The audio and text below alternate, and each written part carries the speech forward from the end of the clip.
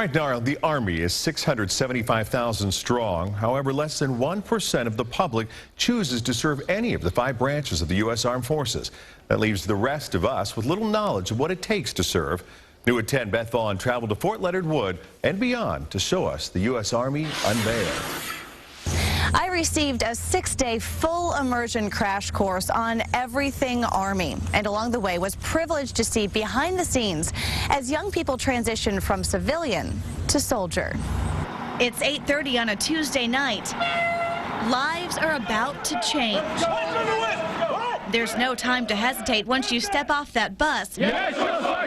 Basic training is in session, and that means yelling and lots of it.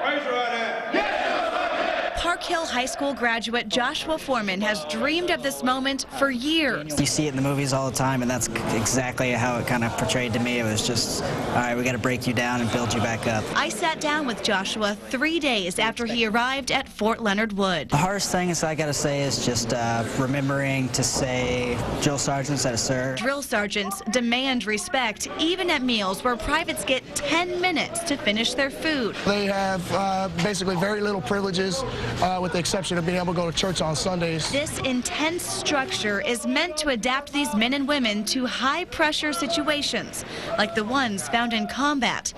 But to be a soldier, you've got to look like one. Walk down a line and get shots. Lines are something these new privates can count on. There are lines for ID cards, haircuts, and even lines for their first set of boots, where privates are allowed to wear socks from home one last time. The first time they put that uniform on, you can tell there's a little bit of pride. They start to shed that civilian lifestyle, and they feel like that they're part of the Army. And of course, no one sleeps in. It's 5:30 in the morning at Fort Leonard Wood, and these men and women are doing what they do every morning, physical training, with a drill sergeant staring right down their noses. Physical training lasts 1 hour each morning. By the end of 10 weeks, these new soldiers will be able to run 2 miles and execute 2 minutes of push-ups and 2 minutes of sit-ups. Plus classes and hands-on training are all part of what it takes to become Army strong. I'm ready to deploy. You know, that's what they train us for. I'll do what I do for my country. From Fort Leonard Wood, Beth Vaughn, 41 Action News.